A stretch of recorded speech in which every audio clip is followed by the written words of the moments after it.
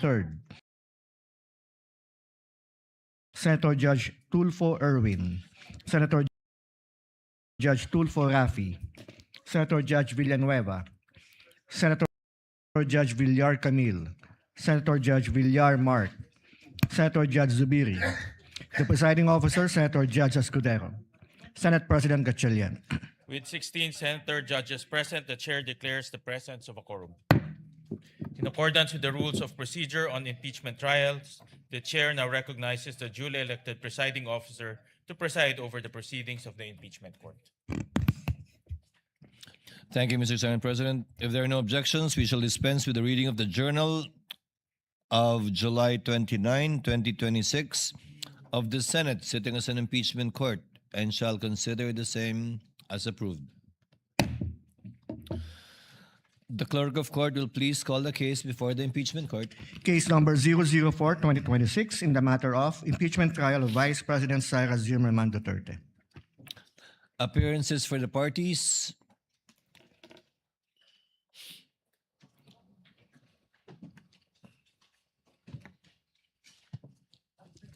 Good morning, Your Honor. Same appearance for the prosecution. We are ready, Your Honor. Thank you and good morning. Appearances for the respondent. Good morning, Your Honor. Same appearance for the respondent accused. Thank you, Your Honor. Will the lead prosecutor kindly call their witness for today? Your Honor, may I request that counsel for the panel of prosecutors, Attorney Lorna Kapunan, be recognized. Attorney Kapunan is recognized.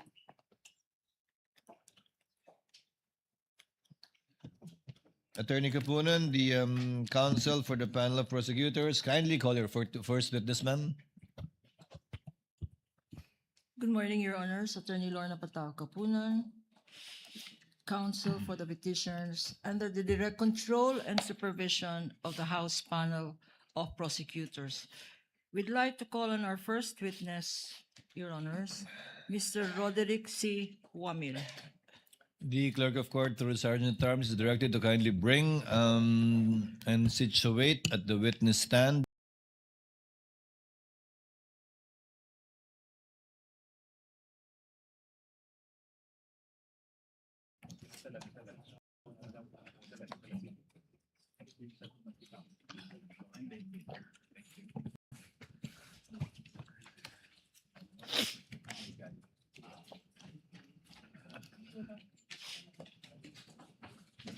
Before you sit down, Mr. Wamil, clerk of court is directed to subscribe the witness, or rather put the witness under oath. Apologies. Please raise your right hand. You, Roderick C. Wamil, do swear that the evidence you shall give in the case now pending between the Philippines and Vice President Sara Duterte shall be the truth, the whole truth, and nothing but the truth. So help you God. You may sit down, Mr. Wamil. Your witness, counsel for the panel of prosecutors, Attorney Kapunan, you may proceed when you're ready with your offer. Thank you, Your Honor. But before we proceed, senators, honorable senators and presiding officer, may we flash on the screen page 2 of the pretrial order dated 29 June 2026. Please note from the screen that several admitted facts are stated in the said pretrial order. I call your attention, please, to page 2 of the pretrial order. These are the admitted facts for Article 1 on the misuse and misappropriation of confidential funds. I will not read them anymore, but I'd like to highlight certain admissions. The lady may proceed for the guidance of the senator judges. Thank you, Your Honor. As can be seen from the screen, first, the OVP, Office of the Vice President, had confidential funds in the fixed amount of 125 per quarter. The first quarter of 2023 is February 6 to March 29, 2023. For the second quarter of 2023 that is April 25 to June 30, 2023, and for the third quarter of 2023, which covers the period July 14 to September 30, 2023. Fixed amounts per quarter of 125 million. You're referring to paragraph numbers 2.5, 2.6, and 2.7, Counsel. Yes, Your Honor. You may proceed.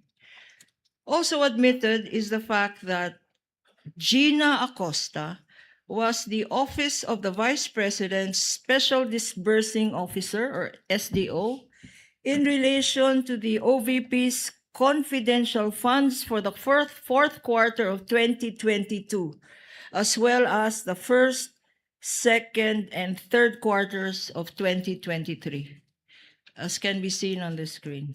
May I ask counsel for the respondent? We confirm that, Your Honor. Thank you, counsel. Likewise, Your Honor, this honorable court presiding officer will recall that in the hearing last Wednesday, several stipulations were made by both parties, and in fact, upon the initiative of Attorney Poa, counsel for the respondent. May I just remind this court what these are, and they will be flashed on the screen for the better appreciation of this honorable court. Both the prosecution and the respondent agreed last Wednesday's hearing to the following stipulations. First, that the OVP issued 4 checks, all in the name of Gina F. Acosta, worth 125 million each on December 20, 2022, January 31, 2023, April 18, 2023, and July 13, 2023. Second, that these said amounts were paid by the Philippine Treasury for the account of the Office of the Vice President. Third, that Ms. Gina Acosta received the amounts of the said checks on December 20, 2022, February 6, 2023, April 25, 2023, April 10, 2023, and July 11, 2023. Likewise stipulated, Your Honor, that the said amounts were paid by the Philippine Treasury for the account. Counsel, Yes, with respect to the last check, what was the date of encashment? You mentioned July 11, or is it July 16? Or should it be July 16? Kindly check your records. Because the encashment cannot be before the date of the check. respondent. What is it?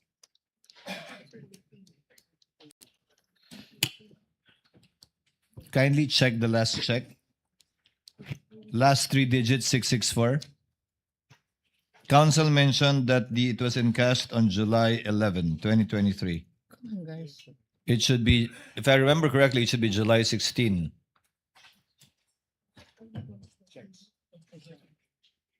Kindly check the dorsal side of the check. Encashment.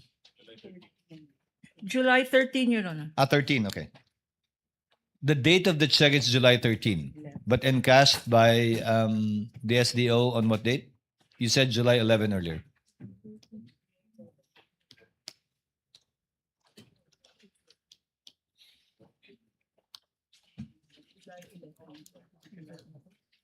Encashment. Counsel for respondent, maybe you can help us with this. We are verifying, Your Honor. Kindly validate. Because date of encashment cannot precede or antedate the date of the check.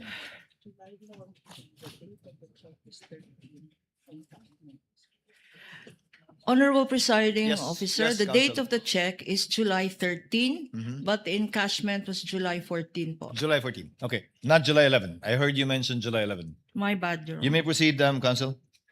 That the said amounts were paid by the Philippine Treasury for the account of the Department of Education Office of the Secretary.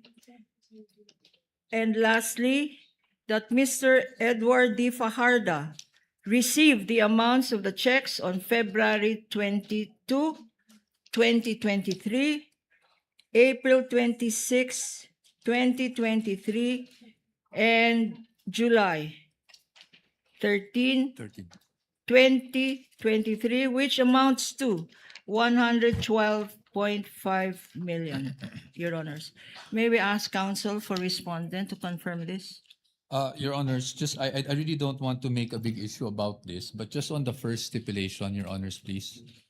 We remember stipulating only as to the ability of the witness to identify the checks and to the authenticity Of the checks. of the checks. Now, I do understand where the counsel for the prosecution is coming from, but perhaps we could just refer to our records in terms of the stipulations made, Your Honors. The presiding officer remembers that the authenticity and due execution of the checks, as well as all the information contained therein, meaning to say the signatories, the payee, the amount contained therein, the date it was encashed, were all stipulated to by the respondent. In not so many words, counsel, you are correct. Yes, Your Honor. As a matter of fact, not only the front side of the check, but the dorsal Including the side. dorsal side, meaning to say the checker, the validator, the... Yes, Your Honors. Yes, they were all stipulated to by the respondent. You are Thank correct, you, counsel. Mr. Presiding Officer. And lastly, Your Honors, please. As you can see in front of you, we have 15 boxes. 15 boxes of confidential funds. For this witness alone, he will be identifying 50 exhibits. Are you proceeding with your offer already, counsel? No, Your Honor. This is in addition to our proposed stipulation, Your Honor. Yes, okay. Proceed. Okay. This witness will be identifying 50 exhibits. The acknowledgement receipts alone for the fourth quarter of the Office of the Vice President will be 845 documents, Your Honor. And not to preempt testimony of the next witness, this next witness will attest to 3,664 documents, of which 3,617 are acknowledgement receipts, Your documents. These documents, Your Honor, are not documents from the prosecution. These documents are the liquidation documents submitted by the Office of the Vice President and the Department of Education Secretary to liquidate the 500 million confidential funds of the Office of the 16.5 million of the DepEd, Your Honor.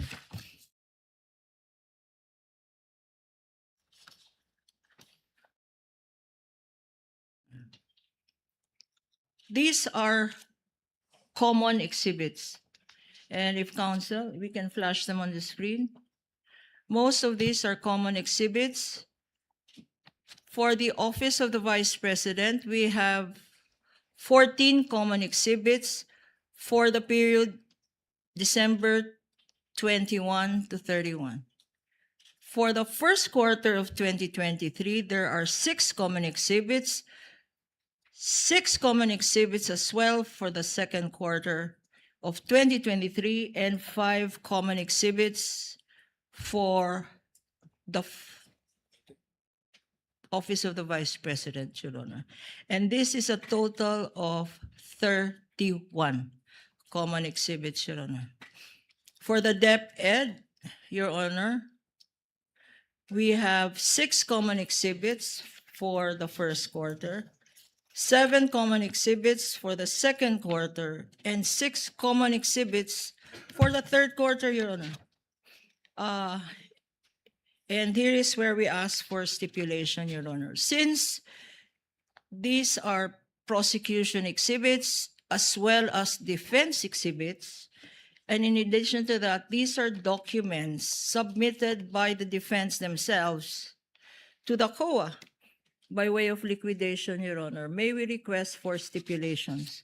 For the appreciation of the senator judges and the presiding judge, flashed on the screen are the exhibits we want stipulated, the prosecution exhibit numbers, and the defense exhibit numbers, Your Honor. These are only insofar as the common exhibits are concerned, counsel. Yes, Your Honor, these are only common exhibits. What does the respondent, counsel for respondent, say?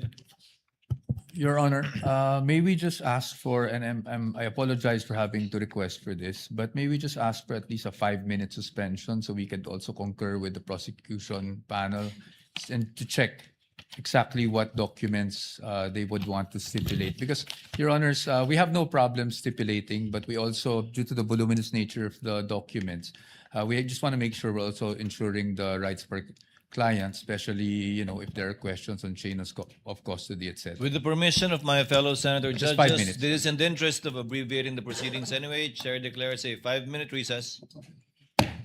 Thank you, Your Honors.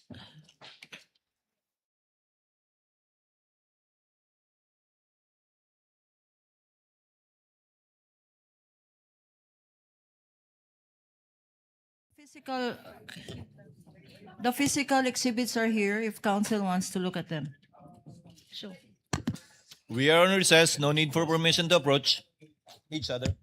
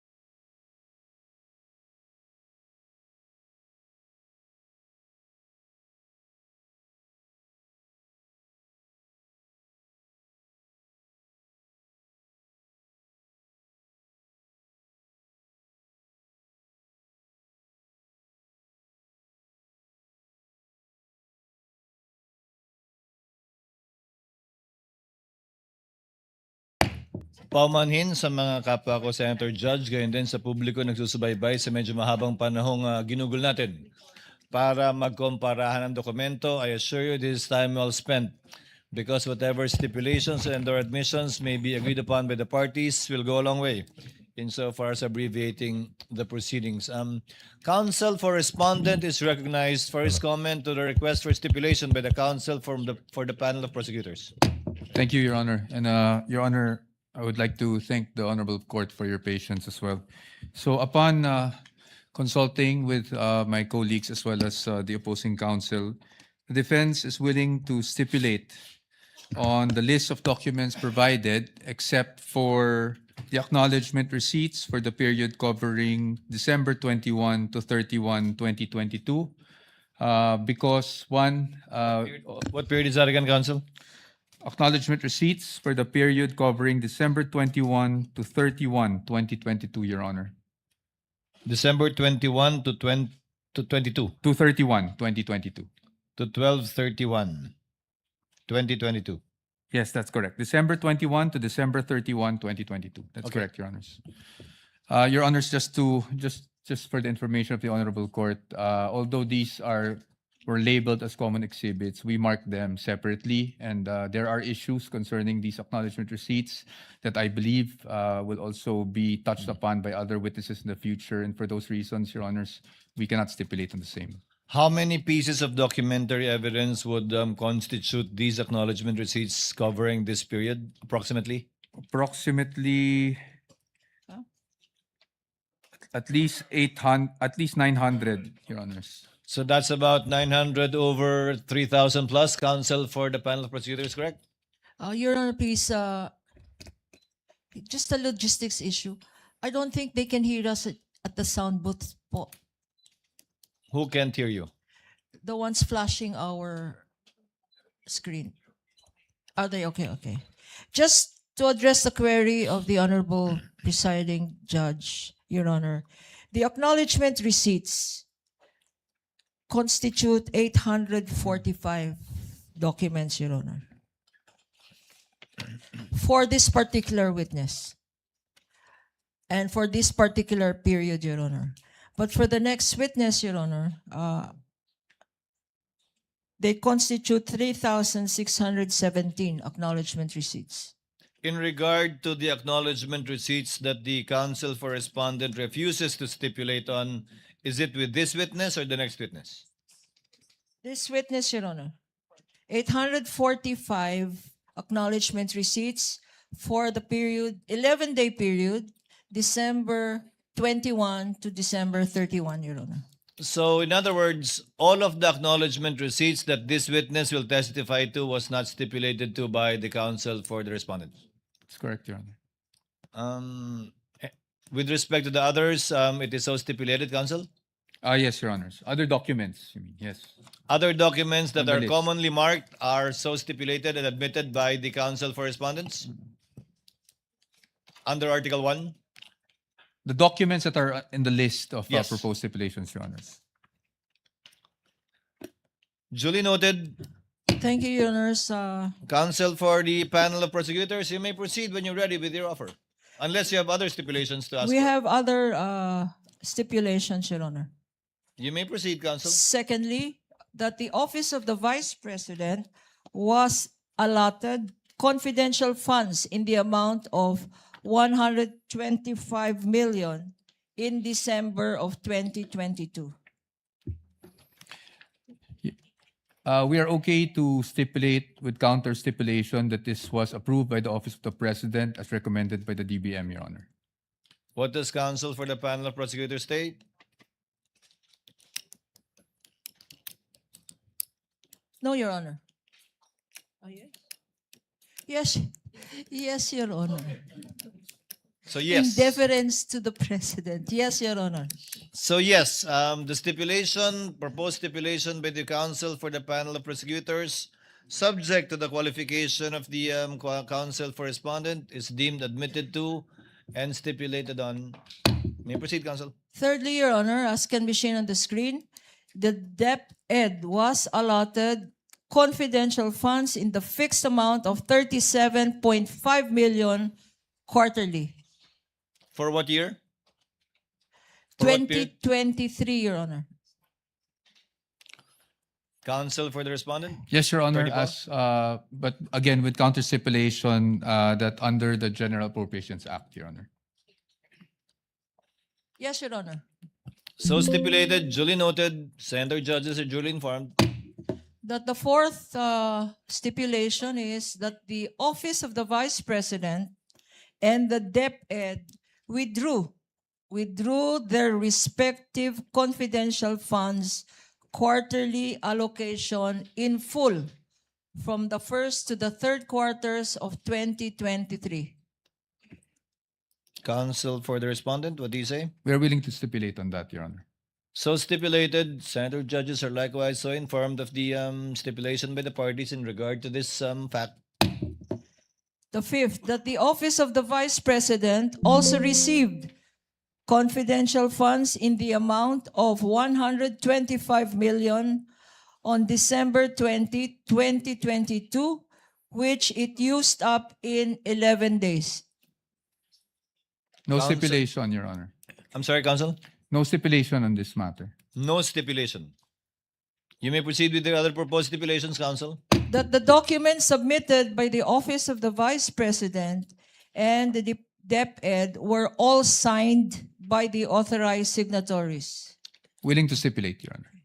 What exactly does that mean, Counsel for the panel of prosecutors? The documents submitted by the OVP were all signed by the authorized signatories, meaning those that signed the checks, those that received the checks. What about the acknowledgement receipts?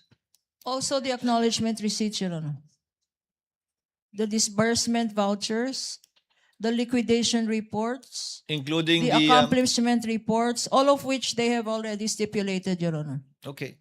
Is that clear, Counsel for the respondent? Yes, Your Honor. So stipulated, duly noted. Number 7, that the signatures above the names Gina Acosta, Julieta Villa del Rey, and Rosalyn Sanchez in the Office of the Vice President documents are their signatures. We are willing to stipulate on that, Your Honor. And lastly, Your So Honor, stipulated, duly noted. that the signatures above the names Edward Fajarda, Maria Runa Catalan, Annalyn Sevilla, and Gloria Humamil Mercado in the DepEd liquidation documents are their signatures. Willing to stipulate on that as well, Your So Honor. stipulated, duly noted. Thank you, and we would like to thank counsel for the respondent for Thank you, Your Honor. the stipulations. We would like to and, thank the parties as well for abbreviating the proceedings and assisting this court in so far as shortening. I think it has saved the Senate judges 10 boxes, Your Honor. How many in total again? We have 15 boxes, Your Honor. That's 2/3. It's Good enough. two-thirds. We Counsel do- may proceed with their offer for the testimony of this witness unless there are other stipulations. If there are none, you may proceed, Counsel, when you're ready. Your Honors, please, we are offering the testimony of Mr. Roderick C. Wamil to prove the following. First, that Mr. Wamil was a state auditor of the Commission on Audit, Intelligence, and Confidential Funds. Number 2, that siya po ang nag-conduct ng audit ng Office of the Vice President, liquidation of confidential expenditures for the periods covering the fourth quarter of 2022, which is December 21 to 31, 2022, and the first, second, and third quarters of 2023. Pangatlo, na si Mr. Wamil po ang nag-conduct ng audit of the Department of Education liquidation of confidential expenditures for the periods covering the first, second, and third quarters of 2023. Number 4, napansin ni Mr. Wamil na kulang-kulang ang mga dokumentong sinubmit ng Office of the Vice President at ng DepEd for their liquidation of their respective confidential funds for the specified periods. Number 5. At dahil dito, si Mr. Wamil ay nag-issue ng audit and recommendations na tinatawag na Audit Observation Memorandum, AOM, dated September 14, 2023 and October 3, 2023, duly issued to the Office of the Vice President for the periods covering the fourth quarter of 2022 or the period December 21 to 31, 2022. Number 6. That Mr. Wamil also conducted the audit of the documents submitted by the OVP through its letters dated October 19, 2023 and November 30, 2023 in response to the aforementioned AOMs. Number 7, that in accordance with Mr. Wamil's audit and recommendations, nag-issue ng Notice of Suspension dated December 13, 2023 sa OVP. Number 8, in accordance with Mr. Wamil's audit and recommendation, an AOM dated February 1, 2024 was issued to the OVP for the periods covering the first, second quarters of 2023, and an AOM, Audit Observation Memorandum, dated August 8, 2024, was issued to the Office of the Vice President for the period covering the third quarter of 2023. Number 9, in accordance with Mr. Wamil's audit and recommendations, an Audit Observation Memorandum number 2024-015, dated February 1, 2024, was duly issued to the DepEd for the periods covering the first and second quarter of 2023.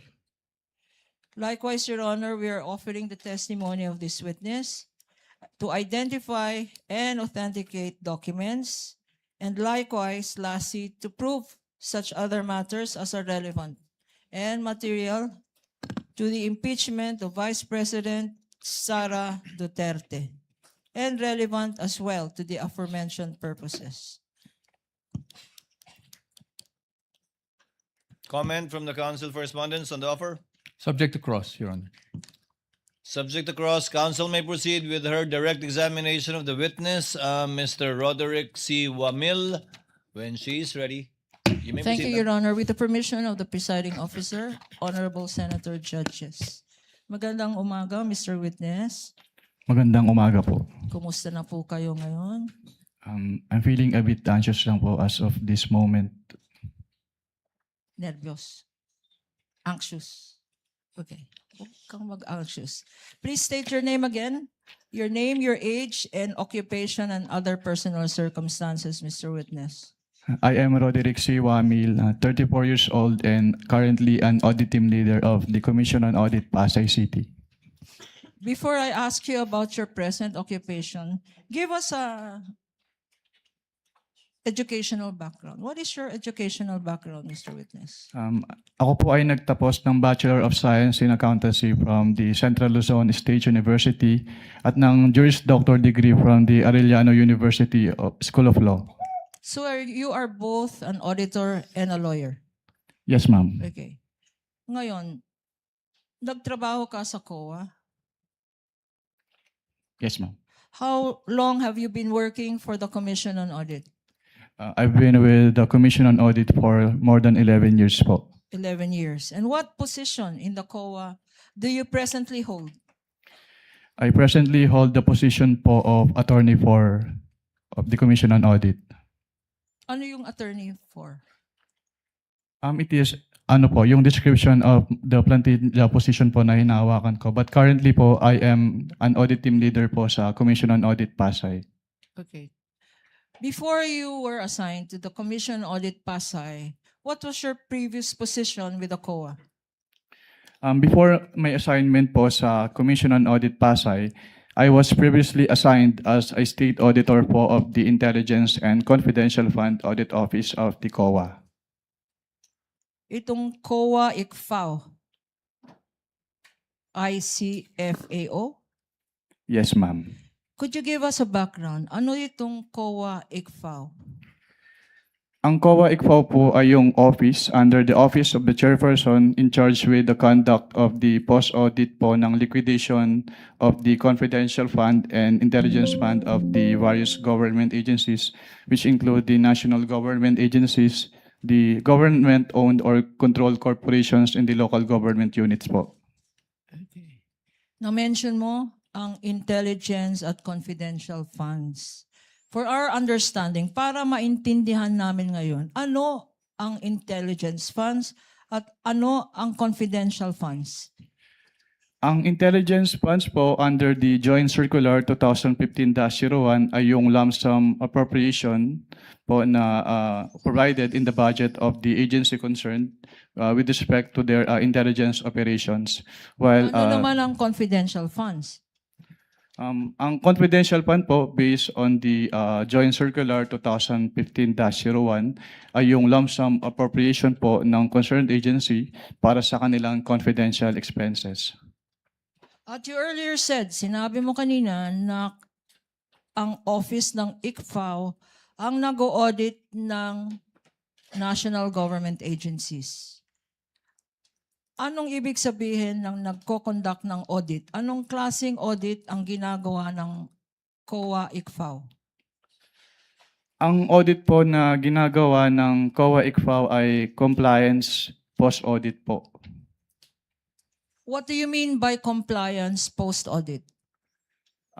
When we say compliance post-audit po, we evaluate a certain subject matter which is covered by the audit with respect to a certain criteria po which is usually po yung applicable laws, rules, and regulations. And in case of the confidential and intelligence fund, ini-evaluate po namin yung liquidation ng confidential and intelligence fund based dun sa criteria na presented ng Joint Circular 2015-01.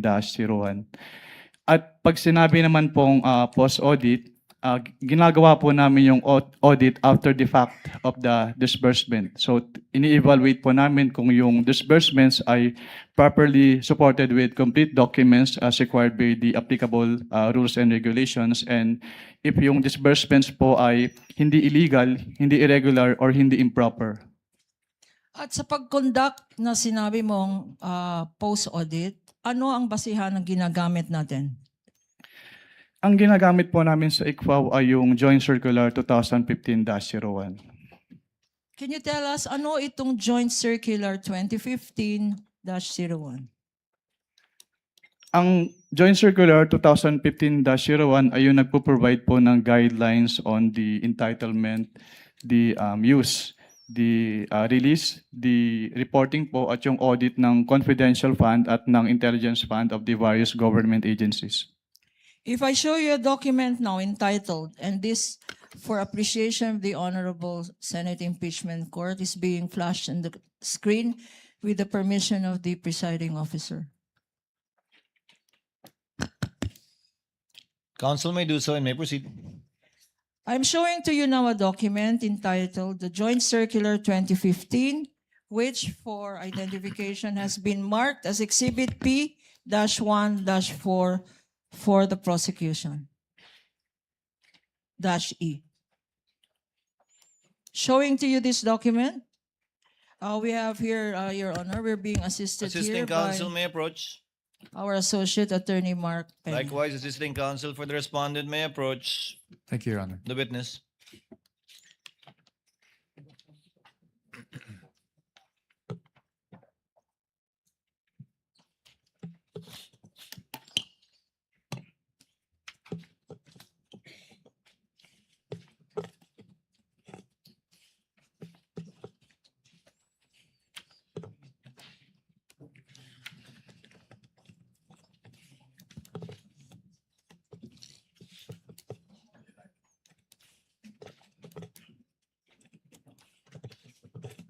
Sabi na niya.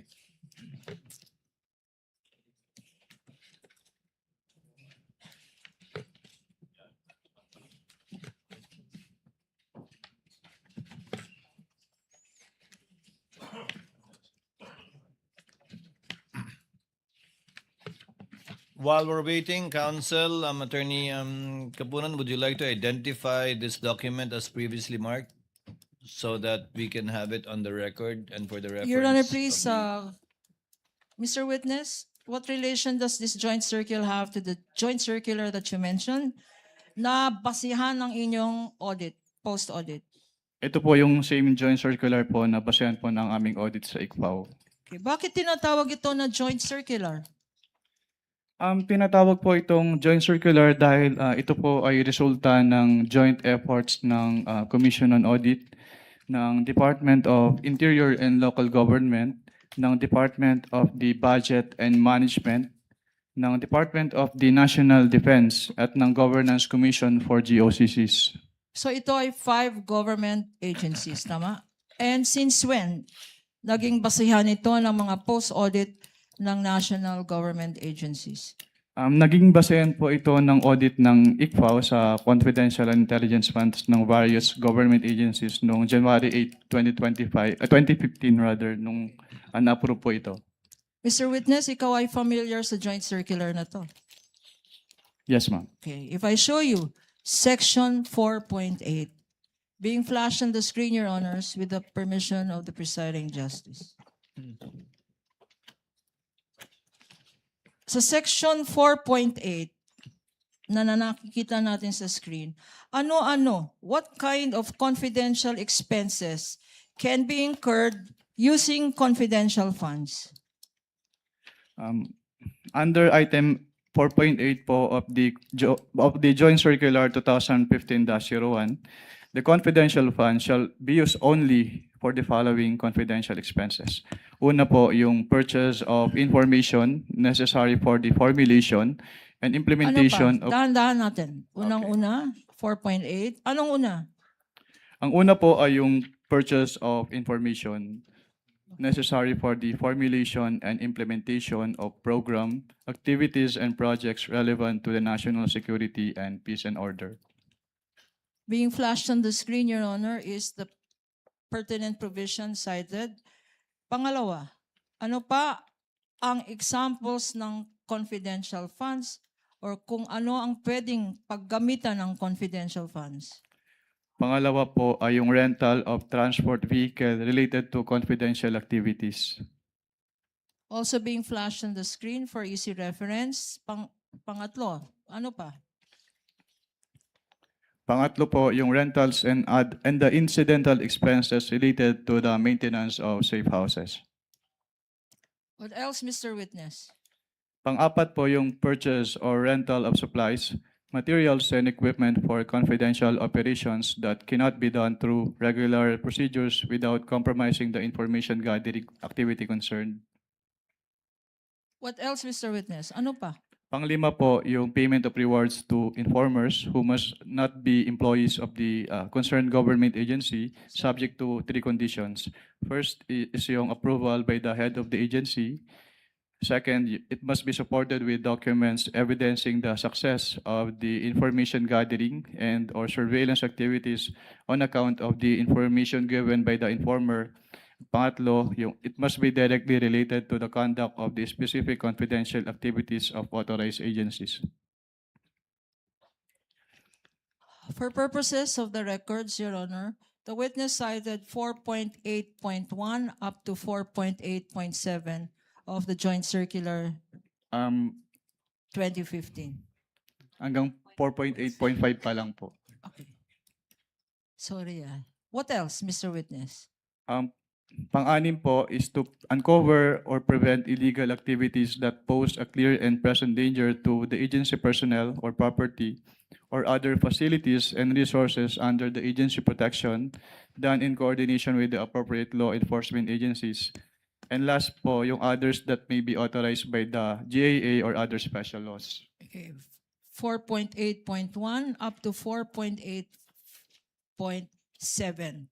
Up ang refer po ng ating witness of Section 4.8 of the Joint Circular.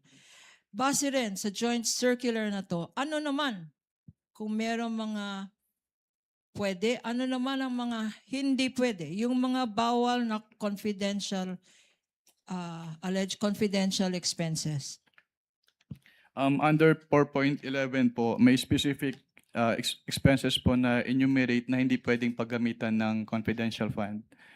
Una po yung salaries, wages, overtime, additional compensation, allowance or other fringe benefits of officials and employees who are employed by the government in whatever capacity or elected officials except when authorized by law. Pangalawa, yung representation, consultative fees or entertainment expenses. At pangatlo, yung construction or acquisition of buildings or housing structures.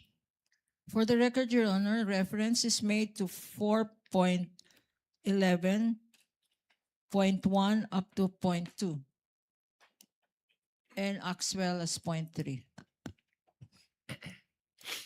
Mr. Witness, sa pag-interpret, when you interpret these regulations and this joint circular and sections that you mentioned,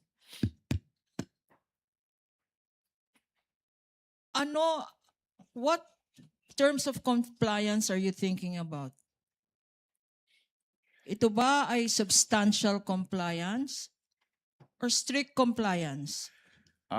Strict compliance po, Madam.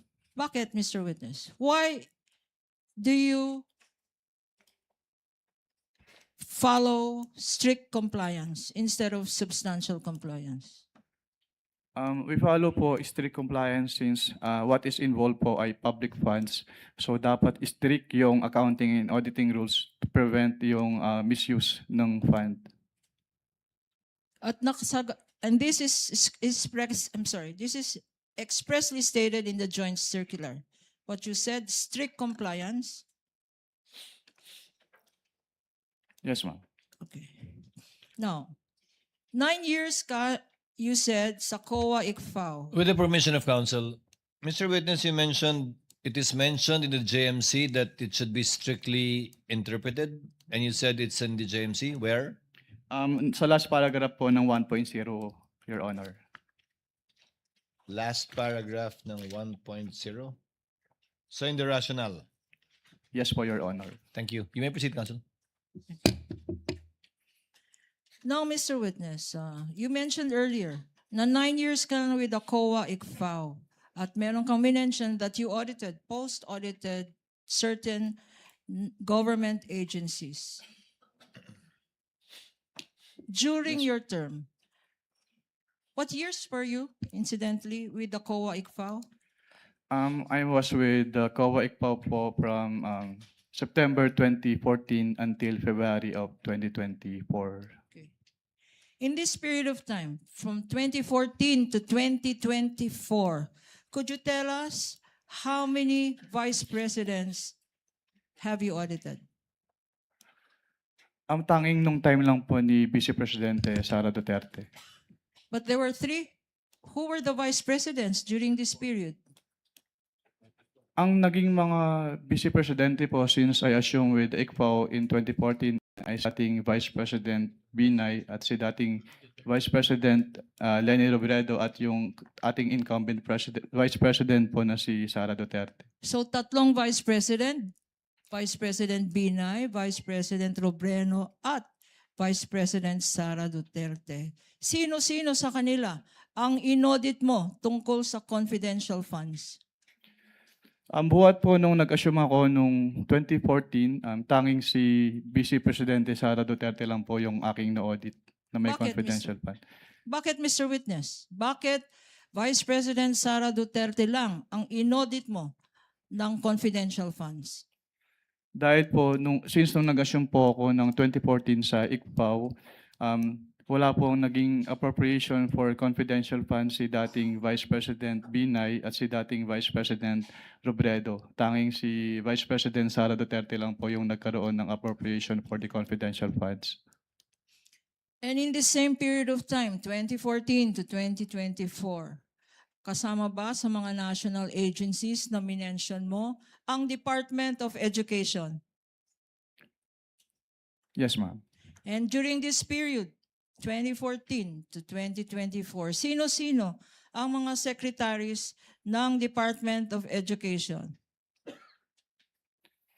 Sa pagkakaalala ko po, ang mga naging DepEd secretaries po ay sina dating Secretary Luistro, dating Secretary Briones at ang ating Vice Presidente in her concurrent capacity as the DepEd Secretary during that time po. At sino sa tatlong ito, sino-sino sa mga secretary ng DepEd ang inaudit mo for confidential funds? Tanging si Vice Presidente Sara Duterte lang po as the DepEd Secretary. Bakit, Mr. Witness? Dahil siya lang po yung naging DepEd Secretary na nagkaroon ng confidential funds ang DepEd. And could you tell us how much was the confidential funds of the Vice President that you said you audited? May I clarify po kung anong office po yung tinutukoy niyo? Office of the Vice President. Sa Office of the Vice President po, ang kanilang naging confidential fund ay from the fourth quarter of 2022 until third quarter of 2023 ay 125 million pesos per quarter. So ang total po nun ay 500 million pesos. Magkano naman ang confidential funds na inaudit mo sa DepEd, Department of Education? Ang inaudit ko naman po sa Department of Education, since ang kanilang cash advances ay from the first quarter of 2023 until the third quarter of 2023, at meron silang 37.5 million pesos quarterly cash advances. So ang naging total po nun ay 112.5 million pesos. Thank you, Mr. Witness. Ngayon, you said that you conducted the post-audit of both offices. Pag nagko-conduct ng post-audit, ano ang rini-require na documents para sa confidential funds? Ang nire-require po namin na documents ay yung mga requirements as provided under the Joint Circular 2015-01 o yung mga tinatawag na liquidation documents po. Ano-ano ang mga liquidation documents na to? Based on the joint circular po, yung mga liquidation documents na yun ay yung kanilang liquidation reports, yung disbursement voucher na ginamit nila, yung land bank checks, yung obligation request, yung kanilang physical and financial plan, yung kanilang accomplishment reports po, and yung proof of submission known to the Office of the President, the Senate President, and the Speaker of the House, yung certification of the accountable officers on the utilization of the confidential fund, yung designation po ng special disbursing officer kapag hindi si head of agency yung magiging disbursing officer, yung fidelity bond ng accountable officers at yung kanilang specimen signatures po. Okay. Your Honor, please, these liquidation documents submitted by the Office of the Vice President and the DepEd are among the stipulated documents of the counsel for the respondent, Your Honor. But for easy reference, may we also ask permission to flash them on the screen for the better appreciation of the senator judges. And I Counsel? ask, I'm sorry. Please proceed. And may I ask Attorney Peña to please show these documents to our witness for purposes of comparison. Assisting counsel may approach the witness. Likewise, the respondent, assisting counsel for the respondent, Thank you. if they so wish. This is for the information of the senator judges, given that the documents stipulated earlier were merely enumerated so that the senator judges may be appraised of the documents that have already been admitted to and stipulated to by both parties. Counsel may proceed. Thank you, Your Honor. Since stipulated, there's no need really to compare. But I am showing now to you, and this is being flashed on the screen with the kind permission of presiding judge, a copy of a fiscal financial plan approved on December 13, 2022, marked as Exhibit P-1-14 for the prosecution. And likewise, for the record, on the part of the defense, marked as D-1-23-OVP. That's Yes, correct, sir. Your Honor. Yes, Your Honor. Will the witness please respond? Okay. Sa bottom portion, can we look? Sa bottom portion,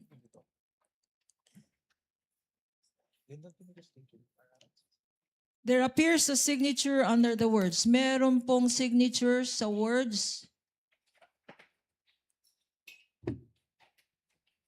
Approved by. There. Anong ibig sabihin ng approved by? Ang ibig sabihin po ng approve by ay inapprove po noong nakapirma yung contents ng physical and financial plan po based on that document.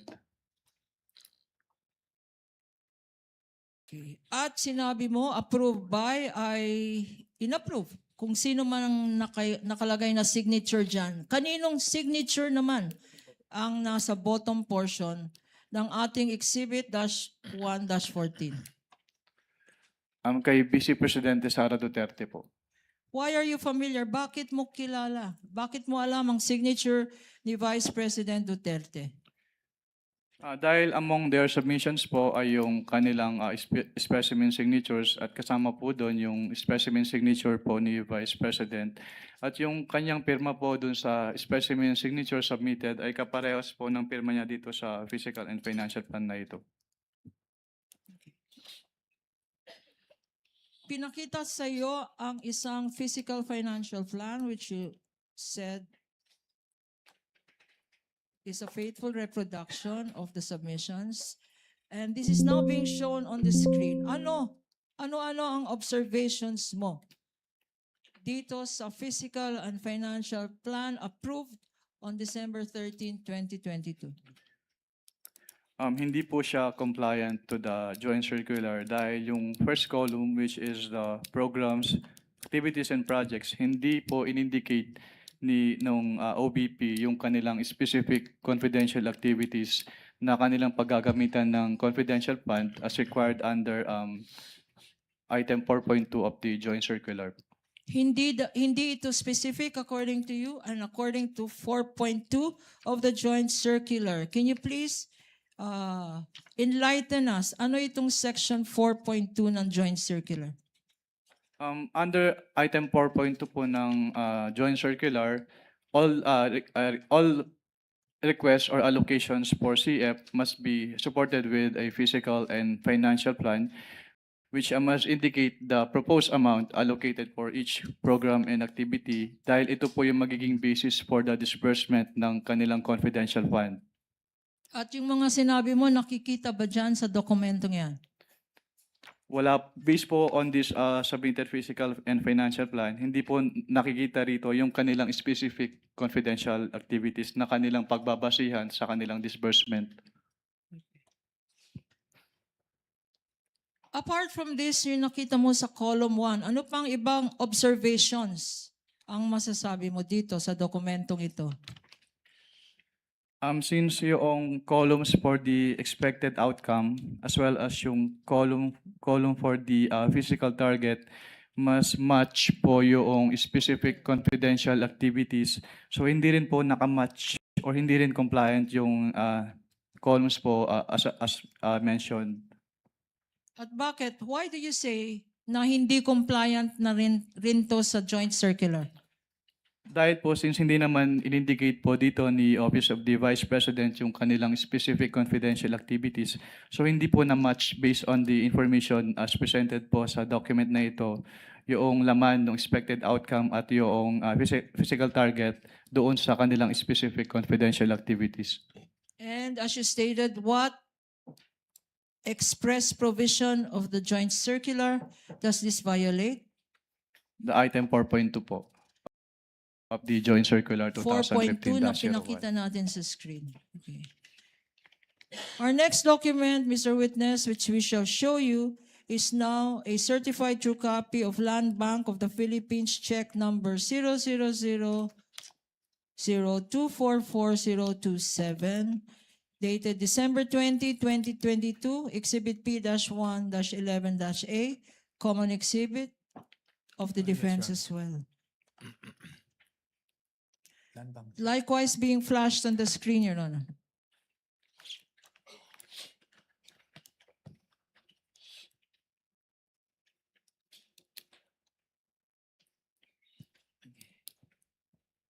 Mr. Witness, what is the significance Ano ang significance ng check na pinapakita na to in relation to your audit of the Office of the Vice President's confidential funds? Ang significance po ng cheque ay ito po yung proof na pwede na nilang i-withdraw yung kanilang cash advance. Okay. Na pwedeng i-withdraw na yung cash advance. Ngayon naman, punta tayo sa another document. I will show you now a disbursement voucher dated December 20, 2022. Again, common exhibit. For the prosecution, this is Exhibit P-1-10-A. For the period December 20, 2022.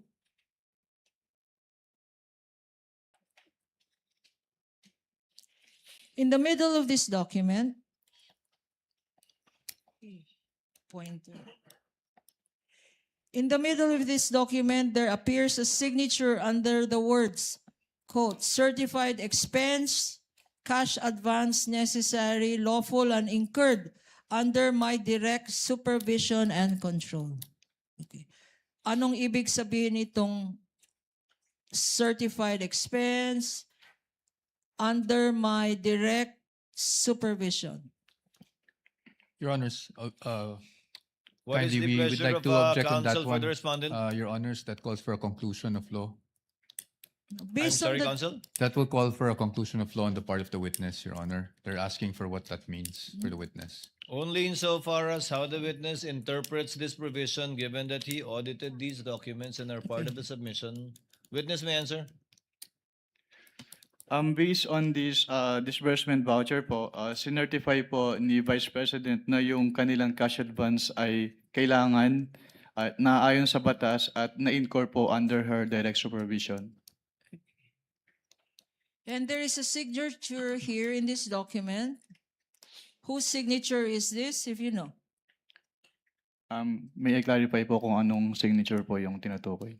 Ayong sa Above the name, Sara Z. Duterte. that is the signature po of the Vice President Sara Duterte. What else, if any, observation can you make as regards this document? Under the particulars portion po, nakalagay na yung cash advance is for calendar year 2022, which is not compliant po with the joint circular. Since under the joint circular po, the disbursement voucher shall state the duration of the implementation of the project. Pero since this cash advance is for the fourth quarter 2022, so hindi po tama yung nakalagay dito na yung cash advance is for the calendar year 2022. At ano naman again? Ano ang violation nito sa joint circular? May I refer po to the joint circular, Your Honor, for the specific provision? Witness may refer to the joint circular previously marked.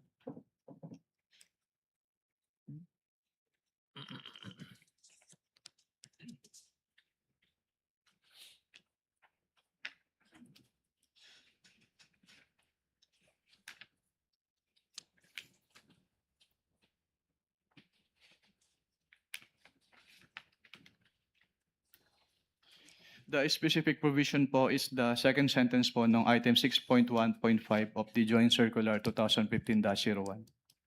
Being flashed on the screen, Your Honor, presiding officer, with your kind permission. You may do so, counsel.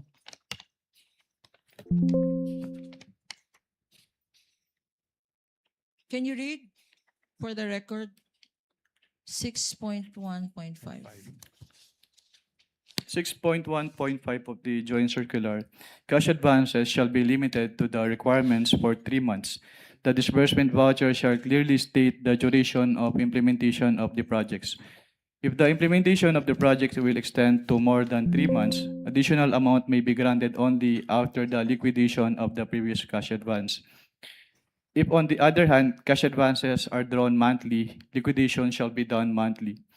Cash advances shall be granted only upon the certification of the agency accountant stamped or printed on the disbursement voucher that previous cash advance for the same purpose, project, or activity given to the SDO requesting cash advance has been liquidated and proper accounting thereof was made in accordance with this joint circular. Okay. Ngayon naman, I will show you. Kasi liquidation ang pinag-uusapan. I will show you a liquidation report dated January 10, 2023. Again, common exhibit. This is prosecution's exhibit P-1-9-A. A liquidation report dated January 10, 2023. In the middle of this document, by the bottom, there appears a signature under the words, certified purpose of travel cash advance duly accomplished. Mr. Witness. And this certification, Counsel, just to correct you, certified purpose of cash advance duly accomplished. There's no word travel. yes, Your Honor. Do you confirm, Counsel? You may Yes, proceed. Your Honor. Certified purpose of travel cash advance Of cash advance. of cash advance duly accomplished. Yes. You may Thank you proceed, for Counsel. thank you for the correction, Your Honor. What does this mean in terms of your audit? This means po na sinertify po ni Vice President na yung layunin ng cash advance ay kanilang na-accomplish. And you said the Vice President, whose signature is that? That is the signature po of the Vice President Sara Duterte. What is the significance of her signature to this document, if any? Ang significance po nung kanyang pirma dito ay kanya nga pong sinertify na yung purpose po nung kanilang cash advance from the confidential fund ay na-accomplish po ng agency. And what are your observations? Ano ang mga observations mo, if any, sa dokumentong ito? Actually, it is one of the proforma annexes po nung Joint Circular 2015-01. Siguro ang napansin ko lang dito ay yung period covered na December 21 to 31, 2022 since the cash advance was supposedly for the fourth quarter of the 2022 of the OBP. Pero other than that naman po, this document is compliant naman po with the requirement of the Joint Circular 2015-01. Again, para maintindihan namin, sabi mo, ang na-observe mo, yung period. Yung period, Mr. Witness. Anong period covered dito? Based on this liquidation report po, ang period covered ay December 21 to 31, 2022. What is the significance? Bakit mo napansin itong period na to? Napansin ko lang naman po yun kasi yung kanilang cash advance based on the fiscal and financial plan po supposedly is for the whole fourth quarter of 2022. Pero based on this document po, na-disburse lang siya from December 21 to 31, 2022 or around 11 days. Okay. Sinabi mo, whole quarter of 2022. November, October, sandali. Can you enlighten me anong quarter dapat yun? October, November, December. Ang Yes. sinasabi mong 3 quarters.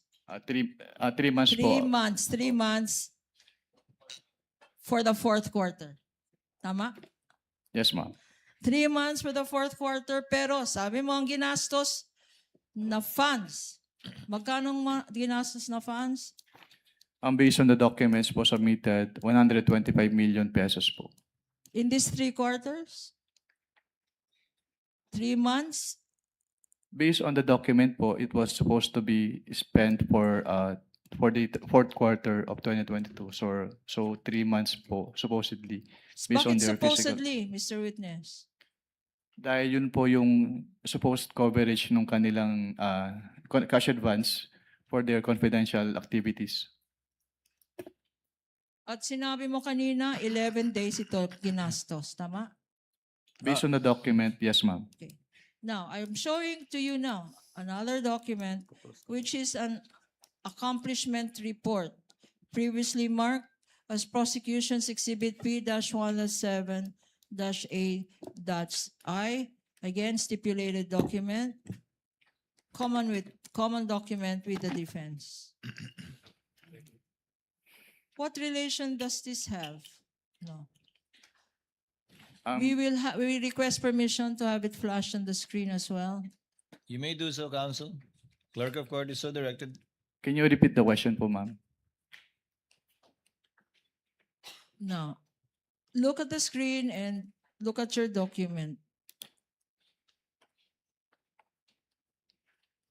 What is the relationship of this accomplishment report that I am showing you in relation to those documents submitted by the Office of the Vice President? This is the same accomplishment report po na sinamit ni Office of the Vice President sa ICFAO. Okay. And there appears here in this document under the words approved by. Whose signature is this? It is the signature po of the Vice President Sara Duterte. And the annotation approved by, in terms of your audit, what does this signify, if any? It signifies po that the signatory or the Vice President approved the contents of this accomplishment report. No. In relation to this particular document, what observations, ano-ano ang napansin mo sa dokumentong ito? Napansin ko po na hindi po in-enumerate ng Office of the Vice President yung kanilang specific confidential activities na kanilang ginawa. Kailangan bang enumerate yan? Mga Yes, ma'am. activities na yan? Dahil- Bakit, Mr. Witness? Doon po kasi namin tinitignan sa audit ng ICFAO kung yung kanilang confidential expenses or activities ay compliant doon sa item 4.8 ng Joint Circular 2015-01 para malaman po namin kung yung kanilang expenses ay among the allowable expenses as provided under the Joint Circular 2015-01. So what basis did you have to determine if these were allowable expenses kung wala naman dokumento? Katulad nga po nung sinabi ko, ang basis namin to determine if allowable expenses ay yung item 4.8 of the Joint Circular 2015-01. Now, I'm now showing to you a certified copy of the Office of the Vice President certification dated January 10, 2022, notarized on January 16, 2023. Prosecution's Exhibit P-1.6-A, likewise a common exhibit with the defense previously stipulated, being flashed on the screen with the kind permission of this court. Counsel may do so.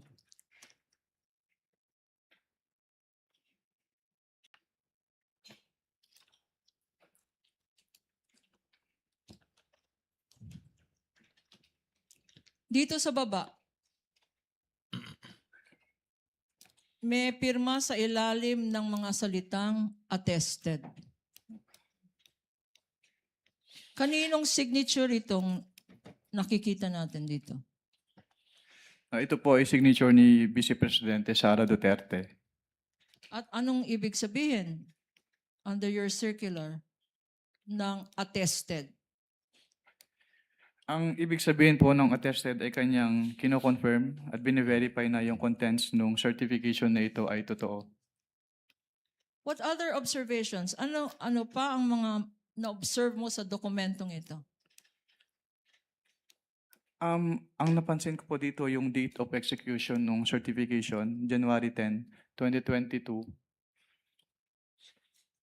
Ano pa?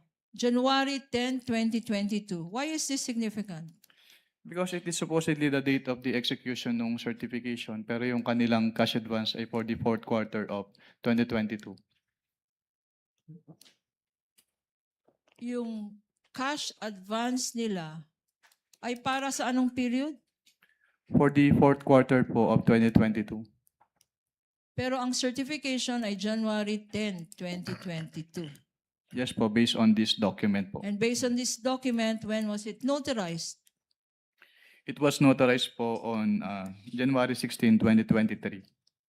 2023. Okay. Ano naman?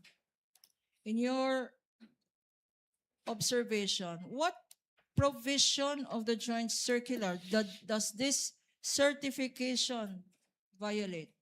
If you Actually, ito po yung isa sa proforma annexes ng joint circular. So, wala naman po kaming nakitang violation aside from the date of the execution. no. So yung sinasabi mo, nakikita dito yung discrepancy ng mga dates. Based on this document po, yes ma'am, may discrepancy yung dates. Okay. Now, dahil dyan, what action did you take, if any? After what po ma'am? After itong nakikita mong certification.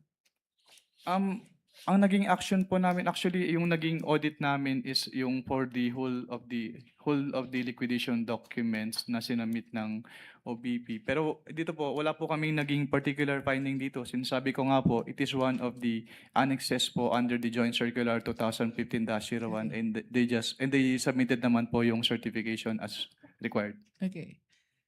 Earlier, nagpakita tayo ng certain liquidation documents, yung physical and financial plan, yung disbursement vouchers, yung land bank check, yung liquidation report. What actions did you take, if any, after your evaluation of these documents submitted by the Office of the Vice President?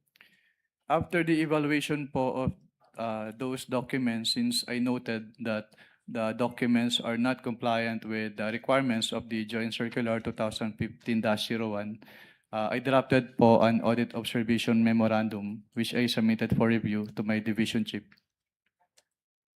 Can you tell us, Mr. Witness, anong ibig sabihin ng Audit Observation Memorandum or AOM? Ang audit observation memorandum po under the Joint Circular 2015-01 ay written notification to the accountable officers explaining to them or informing them the deficiencies po noted during the audit and requiring them to submit an explanation or to submit the documents being sought po dun sa AOM or both. So, itong AOM was on account of sinasabi mong discrepancies. Yes, ma'am. Na-point out mo na dito sa Honorable Court. Now, if I show you a copy of this audit observation memorandum that you mentioned, please identify the same. Assisting counsel for both parties may approach the witness. Your Honor, please again, this is a common exhibit. This is exhibit P-1-12-A dated September 14, 2023 for the prosecution. Likewise, a defense exhibit, Your Honor.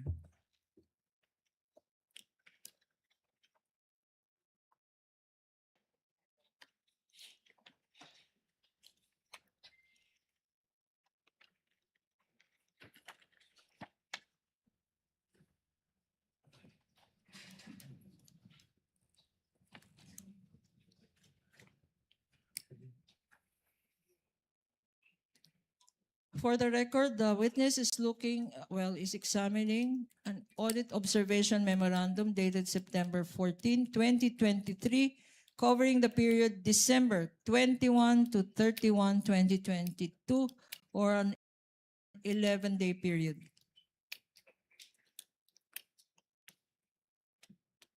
Proceed, counsel. Can you tell us, Mr. Witness, what were your findings, if any, in relation to the audit of the Office of the Vice President's fourth quarter confidential funds liquidation? Yung audit po ng confidential fund ng fourth quarter of 2022 of the OBP disclosed that, una, yung kanilang physical and financial plan ay hindi compliant dun sa requirements ng Joint Circular 2015-01 dahil hindi po in-indicate ng OBP yung kanilang specific confidential activities na paggagabitan nila ng kanilang cash advance. So una, hindi compliant ang physical and financial plan ng Office of the Vice President. Opo. And under the same item din po, yung kanilang accomplishment report ay hindi rin compliant dahil hindi rin po naka-indicate doon yung kanilang specific confidential activities na pinagamitan nila ng kanilang cash advance. Your Honor, for easy reference, we are flashing these particular portions of the document being referred to by the witness. Ano pa, Mr. Witness? Pangalawa po, hindi po sinubmit ng Office of the Vice President yung kanilang documentary evidence of payments as required under Item 4.12 of the Joint Circular 2015-01. Can you remind us, ano-ano itong mga dokumento na dapat sinubmit ng Office of the Vice President to liquidate for confidential funds? Under the Joint Circular 2015-01, yung documents po na dapat isubmit ng agencies concerned po ay una yung kanilang liquidation report as proof of the liquidation. Pangalawa ay yung kanilang mga documents na ginamit nila sa grant ng cash advance, which include the disbursement voucher, yung cheque, yung obligation request, yung physical and financial plan, at yung kasama din po yung accomplishment report ng agency, quarterly accomplishment report, at yung proof of submission to the Office of the President, the Senate President, and the Speaker of the House, yung certification po ng accountable officer on the utilization of the confidential fund, yung designation ng special disbursing officer in case the head of the agency ay hindi po yung SDO, yung specimen signatures po noong signatories ng documents, yung fidelity bond po, yung certification from the agency accountant na walang unliquidated cash advances, yung SDO, at yun po. At sinabi mo earlier, At na pati yun itong, po pala yung documentary evidence of payments. so these are the documentary evidence required. Sinabi mo earlier in your testimony that there were discrepancies and insufficiencies in this document submitted. Yes, ma'am. Pa ang observation mo, Mr. Witness? Yung pangatlo po, yung disbursement voucher po ay, yung approval portion ng disbursement voucher ay, actually yung, katulad nga po nung nasabi ko kanina, yung disbursement voucher, ang nakalagay na period covered ay calendar year 2022, which is inconsistent with the physical and financial plan dahil ang naka-indicate po doon sa physical and financial plan, yung cash advance ay for the fourth quarter of 2022. Okay. Ano pa? Meron pa ba? Yun lang po, ma'am. Merong mga sanyamit rin sa iyong mga acknowledgement receipts. Mr. Witness? Pwedeng pa ulit po ng tanong. Wala pa. Sa quarter na to, wala pa. Okay. Ngayon, in the last page of this document, there appears a signature on top of the name Nilda Plaras. Who is this Nilda Plaras, if you know? Si Assistant Commissioner Nilda Plaras po yung head of the ICFO during this time po. And how do you know that this is her signature? I saw her sign other documents and her signature on those documents is the same po with her signature in this AOM.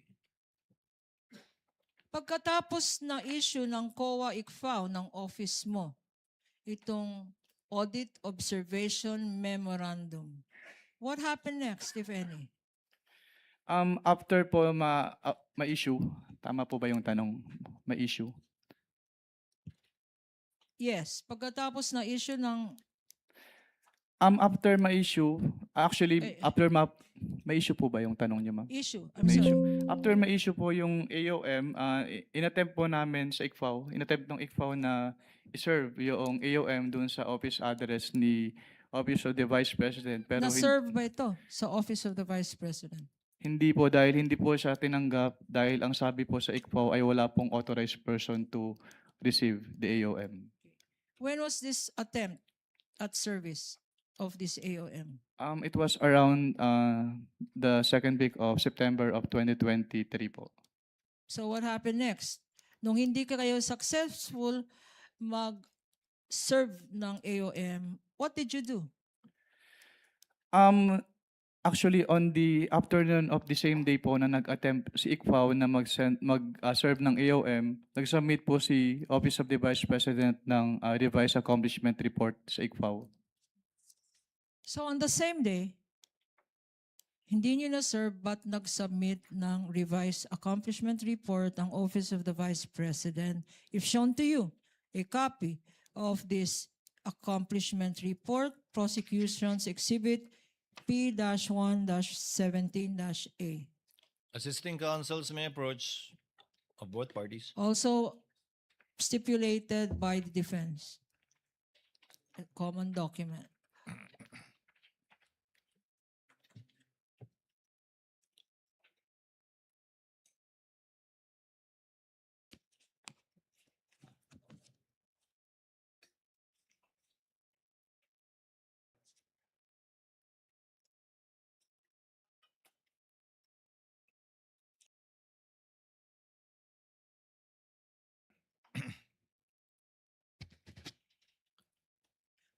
Mr. Witness, ano ang significance, if any, nitong revised accomplishment report?